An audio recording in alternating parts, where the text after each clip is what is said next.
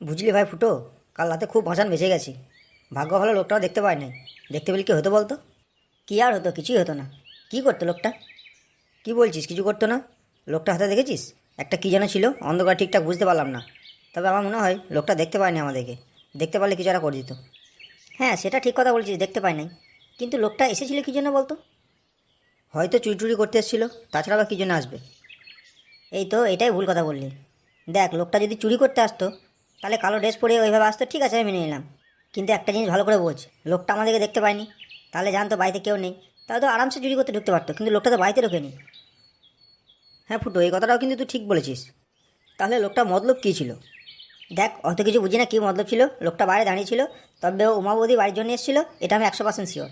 তবে ভাই, কাজটা কিন্তু ভালো হলো না। উমা বৌদিকে না বলে না দেখে ভোরবেলায় এভাবে ওর বাড়ি থেকে চলে আসা, এটা কিন্তু একদম উচিত হলো না আমাদের। দেখ ভাই পল্টু, উচিত অনুচিত বুঝি না। আমরা উমা বৌদির মেয়েকে বলেছিলাম যে তোমার মেয়েকে আমরা বাঁচাবো, ঠিক আছে, এই বিপদ থেকে উদ্ধার করবো, এমনকি তোমাকেও। কিন্তু ওর বাড়ি পাহারা দেওয়ার জন্য সেটা কিন্তু আমরা কিছু একবারও বলিনি। তবুও সে যখন দায়িত্ব করে বাড়িটা ছেড়ে দিয়ে গিয়েছিল, একবার বলে আসা উচিত ছিল। যা তাহলে তুই গিয়ে এবার বলে আয়। আচ্ছা শোন না, একটা ভালো কথা মনে পড়েছে। আচ্ছা, বল্টু এখনো কেন আসছে না বলতো? ওর তো চলে আসার কথা কালকে। ঠিক আছে, মানলাম না, তো রাতে তো পিসি বাড়িতে ছিল, কিন্তু তো আজকে চলে আসার কথা। এখন তো অনেক মোটামুটি 11টা 12টা বাজে, এখন আসছে না কেন বলতো? হ্যাঁ রে বল্টু, তুই তো ভালো কথা মনে পড়েছিস। বল্টু তো চলে আসার কথা, এখনও কেন আসছে না? কী করবো বলতো? শোন, তাহলে একটা কাজ কর, তোর পিসি বাড়িতে ফোন আছে তো? হ্যাঁ আছে, কেন? তাহলে তুই পিসিকে একটা ফোন করে জান যে বল্টু কখন ওখান থেকে বেরিয়েছে। হ্যাঁ ঠিক কথা বলেছিস, দাঁড়া পিসিকে ফোনটা করি। পিসির নাম্বারটা যেন কত? এইটা, হ্যাঁ এই তো পেয়েছি, দাঁড়া ফোনটা লাগাই। হ্যালো পিসি, আমি ফুটো বলছি। কেন পিসি, কী হয়েছে? কী বলছো পিসি? বল্টু কাল যায়নি তোমার বাড়ি? হ্যাঁ পিসি, ও তো কালকে সন্ধ্যেবেলাতেই বেরিয়ে গেছে। ঠিক আছে পিসি, আমি দেখছি দাঁড়াও কোথায় গেছে। তুমি আর চিন্তা করো না, আমি দেখে শুনে তোমাকে ফোন করছি, ঠিক আছে?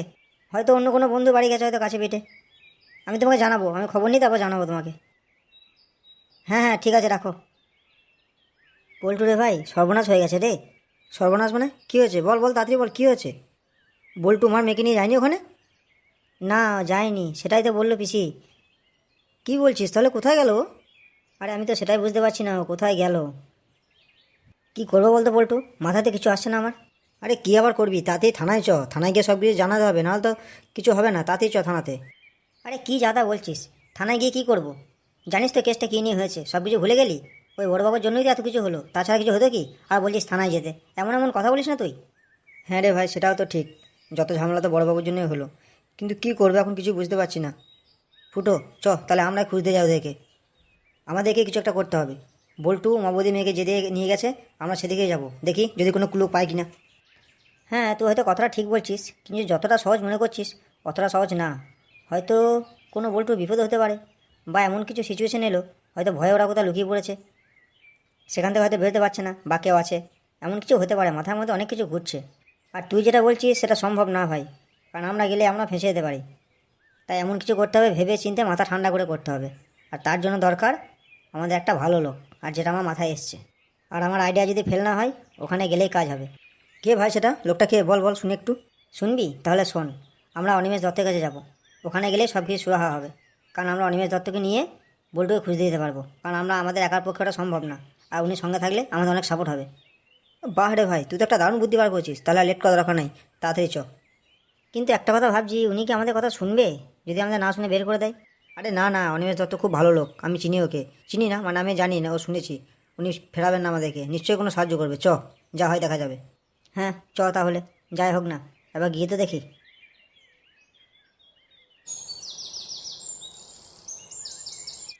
কে ডাকবে বলতো ফুটো? তুই ডাকবি না আমি ডাকবো? না না পল্টু, তুই ডাক। তুই ডাক, যদি সাড়া না দেয় তখন আমি ডাকবো। কারণ তুই তো জানিস, ডাকতে গিয়ে হয়তো উল্টোপাল্টা কথা মুখ দিয়ে বেরিয়ে যাবে, তার মানে তুই ডাক, আমি পরে ডাকছি। ঠিক আছে নে, আমিই ডাকছি। স্যার বাড়িতে আছেন নাকি স্যার? বলছি অনিমেষবাবু বাড়িতে আছেন? হ্যালো। এই মারা, কী হলো ফুটো? এ তো সাড়া দিচ্ছে না, ঘরে আছে না বাইরে সেটা তো বুঝতে পারছি না। ঠিক আছে মারা, দাঁড়া আমিই ডাকছি, দেখি কি হয়। বলছি এই যে অনিমেষ দত্ত বাড়িতে আছেন নাকি? একটা বিপদে পড়ে এসেছি, আপনার হেল্প হলে খুব ভালো হতো। বাড়িতে আছেন? তাহলে একটু সাড়া দেন। কে বাইরে ডাকাডাকি করছে? এই মারা, সাড়া দিচ্ছে, কথা বল পল্টু। এই যে স্যার, আমরা লাগিয়ে খাওয়া ক্লাব থেকে এসেছি। আমি পল্টু আর ফুটো, আমরা দুজনে এসেছি স্যার, খুব দরকার আছে আপনার কাছে, একটা বিপদে পড়ে এসেছি। ও তোমরা, আমি ভেতরে আছি, তোমরা ভেতরে এসো। হ্যাঁ হ্যাঁ স্যার, ঠিক আছে, আমরা ভেতরে আসছি। আরে হঠাৎ কী ব্যাপার? লাগিয়ে খাওয়া ক্লাবে পল্টু ফুটো আজ আমার বাড়িতে?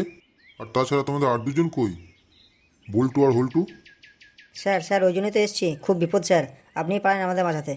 কি বলো পল্টু? আমি থাকতে তোমাদের বিপদ? কার এত বড় সাহস? কী হয়েছে বলো তো, আমায় খুলে বলো কী হয়েছে। স্যার অনেক কিছু হয়েছে, বলতে গেলে 2-3 ঘন্টা লেগে যাবে। কোনো ব্যাপার নয় পল্টু, 2 ঘন্টা লাগুক, 3 ঘন্টা লাগুক, 4 ঘন্টা লাগুক, তুমি বলো, আমি শুনবো। স্যার আর কি বলবো, আপনার থানার বড়বাবু লোকটা মোটেও ভালো না। হ্যাঁ, সে তো আমি জানি লোকটা মোটেও ভালো না, কিন্তু কি হয়েছে সেটা আমায় বলো। স্যার হয়েছে মানে, ওই পাড়ার যে উমা বৌদি আছে, ওর স্যার একটা মেয়ে আছে, বয়স 15-16 হবে। ও মামার বাড়ি থাকতো, কিন্তু কিছুদিন হলো স্যার মায়ের কাছে ঘুরতে এসছে। আর ওই ঘুরতে আসা এখানে ওর কাল হলো স্যার। কেন কেন পল্টু? ও গ্রামের মায়ের কাছে ঘুরতে ইচ্ছে তো কি হয়েছে? কাল কি জন্য হলো তুমি আমায় খুলে বলো তো, কি হয়েছে ব্যাপারটা। স্যার হয়েছে মানে, বড়োবাবু একদিন উমা বৌদি বাড়ি যায়, আর তখন ওর মেয়েকে দেখতে পায়। আর তখন বড়োবাবু উমাকে বলে যে তোমার মেয়েকে রাতের বেলায় পাঠিয়ে দিও ওই ভাঙা বাড়িতে। তারপর সে ওই নিয়ে স্যার বড়োবাবু অনেক থ্রেট দিয়ে আসে, অনেক উল্টোপাল্টা কথা বলে আসে, বলে কাউকে কিছু জানালে বা কিছু করলে ওদেরকে দেখে নেবে, প্রাণে মারার হুমকিও দিয়ে আসে স্যার। তাই? তার মানে আমি যেগুলো শুনেছিলাম সেগুলো সবই ঠিক? ঠিক আছে, তারপর কি হয়েছে বলো। তারপর স্যার আর কি হবে, বুঝতেই পারছেন মায়ের মন। মায়ের কথা শুনে খুব স্যার কষ্ট পায়, তখন কি করবে বুঝতে পারে না, দুটোই মেয়ে ছেলে। তারপর সে আমাদেরকে ফোন করে সাহায্যের জন্য। তারপর কি হলো? তারপর স্যার আমরা তিনজনে মিলে প্ল্যান করি, আমি ফুটো আর বল্টু মিলে।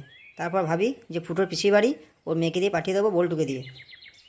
সেই মতো স্যার কথা মতো ওর মাকে সব কিছু বলি, দিয়ে সন্ধেবেলায় বল্টুকে আর ওর মেয়েকে আমরা পাঠিয়ে দিই ফুটোর পিসি বাড়ি।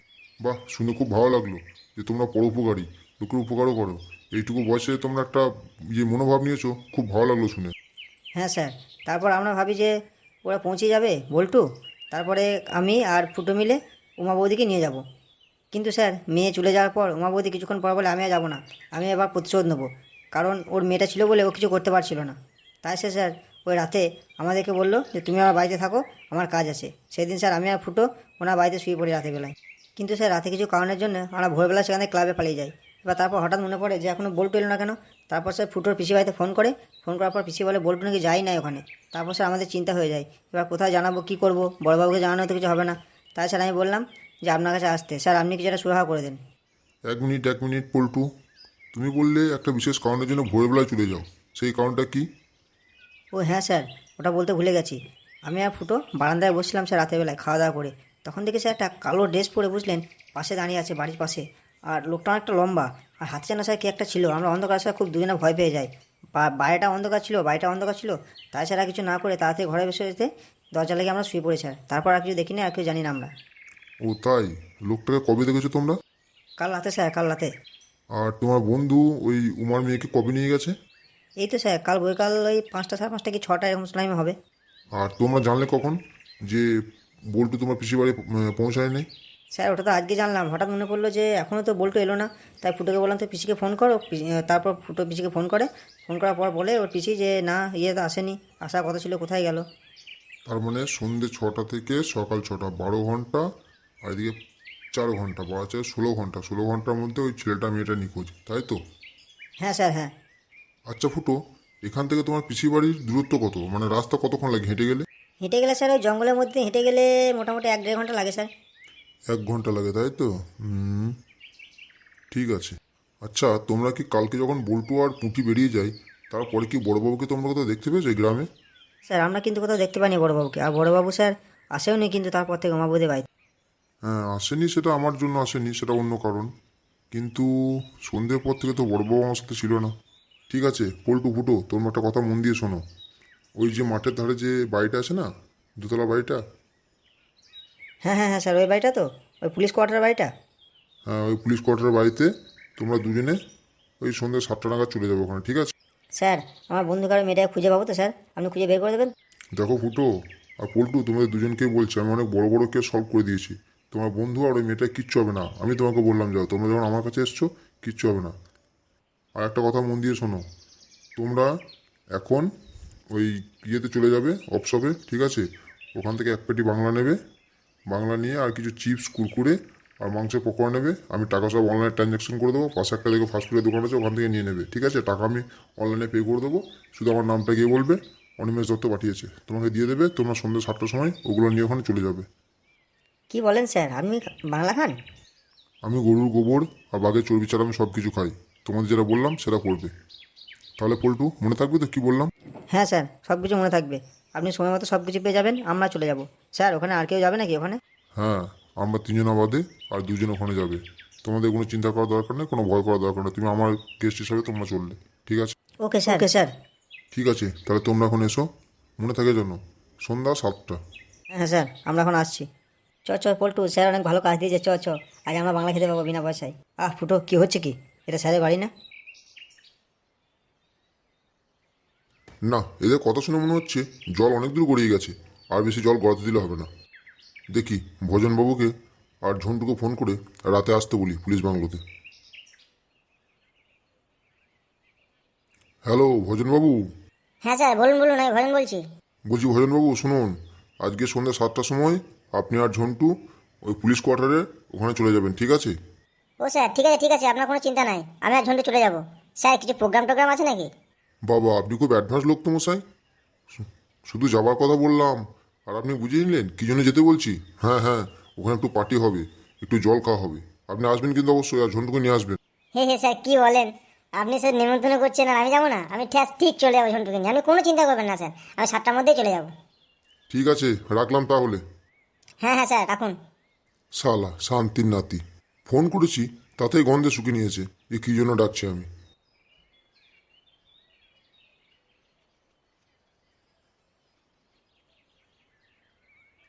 স্যার আপনি যে বললেন আপনার দুজন গেস্ট আসবে, তারা এখনো এলো না তো?